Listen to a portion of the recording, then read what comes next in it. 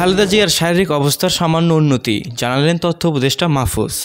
BNP chairperson ও সাবেক প্রধানমন্ত্রী বেগম খালেদা জিয়ার শারীরিক অবস্থার আগের তুলনায় কিছুটা উন্নতির দিকে রয়েছে বলে জানিয়েছেন অন্তর্বর্তী সরকারের তথ্য উপদেষ্টা মাহফুজ আলম।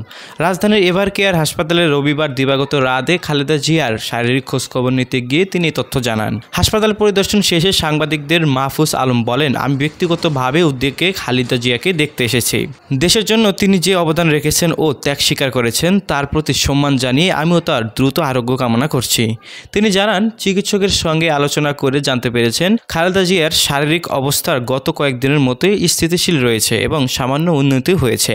চিকিৎসকের আশা সামনে তার শারীরিক অবস্থার আরও ইতিবাচক উন্নতি দেখা যাবে। তথ্য উপদেষ্টা আরও বলেন, দেশের গণতান্ত্রিক পুনর্গঠনের পথে তিনি আরও সুস্থ হয়ে উঠবেন, এ প্রত্যাশা আমাদের সবার। জুলাইয়ের অভ্যুত্থানে যারা ভূমিকা রেখেছে তাদের সঙ্গে নিয়ে আমরা নতুন বাংলাদেশ গড়তে চাই। সো ভিউয়ার্স, খালেদা জিয়ার উন্নতির কথা জানালেন মাহফুজ। এই বিষয়টিকে আপনারা কিভাবে দেখছেন তা নিয়ে আপনার গুরুত্বপূর্ণ মতামতটি কমেন্ট করতে পারেন আমাদের কমেন্ট বক্সে।